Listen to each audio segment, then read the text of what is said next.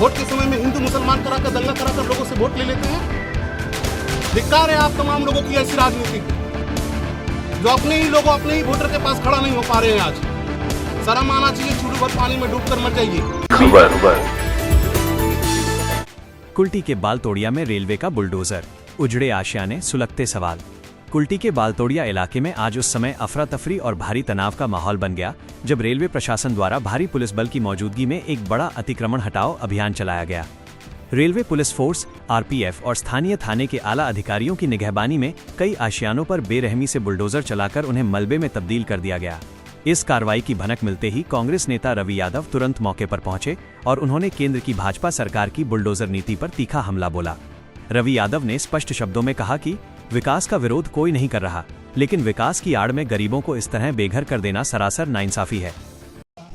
आप डेवलपमेंट कीजिए, इसके लिए कोई हमारा तकलीफ नहीं है। हमने पहले भी कहा था आप डेवलपमेंट करेंगे, लेकिन क्या डेवलपमेंट करने के लिए इन गरीब लोगों के ऊपर बुलडोजर चलाकर ही डेवलपमेंट होगा?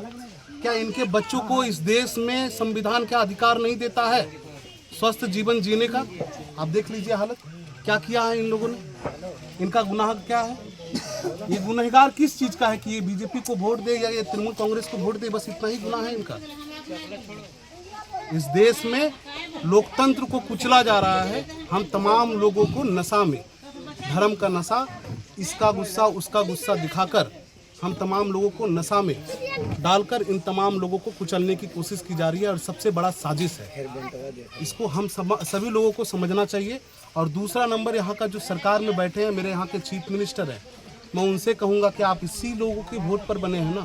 आप तो कह रहे थे ना हिंदू सम्राट, ये तो हिंदू ही है ना, सब हिंदू है। ये लोग भी तो जय श्री राम का नारा लगा रहे थे, तो फिर आज क्या हुआ? इनके ऊपर 15 दिनों के अंदर बुलडोजर। आज अभी 6 महीना पहले जब इनके मंत्री और इनके तमाम लोग आए थे तो वो कह रहे थे कि इनके लिए घर का व्यवस्था होगा। आज बिना घर का व्यवस्था का, बिना इनके बच्चों का भविष्य का आपने बुलडोजर चलाना शुरू कर दिया। मतलब ये अहंकार दिखा रहे हैं और इस देश में संविधान को पूरी तरीके से कुचला जा रहा है। अभी क्या डिमांड करेंगे? डिमांड करेंगे कि छोटे छोटे बच्चों का भविष्य देखना चाहिए, इनका परिवार रास्तों पर ना आ जाए। अगर रास्तों पर आते हैं तो इसके लिए पूरी जिम्मेवार अगर कोई होगा तो पश्चिम बंगाल का सरकार होगा। पुनर्वासन की व्यवस्था की जाएगी। पुनर्वासन वो तो देखिए उनसे अपेक्षा नहीं है। कम से कम जब तक ये लोग अपना खुद व्यवस्था नहीं कर सकते तब तक तो इनको सहारा देना चाहिए। तब तक इनके सर पे खड़ा होना चाहिए, इनके हाथ को पकड़कर खड़ा होना चाहिए था। वोट लेने के लिए तो यहाँ गृह मंत्री आ गए थे, आज इनके एमएलए तक यहाँ पर नजर नहीं आ रहे हैं। शर्म नहीं आता उन लोगों को? वोट लेकर कहीं निकल जाते हैं। दूसरी ओर इस अचानक हुई कार्रवाई से बेघर हुए स्थानीय लोगों का दर्द और आक्रोश चरम पर था। रोते बिलखते पीड़ितों ने बताया कि वे यहाँ किसी कल परसों से नहीं बल्कि अपने पुरखों के जमाने से रह रहे हैं।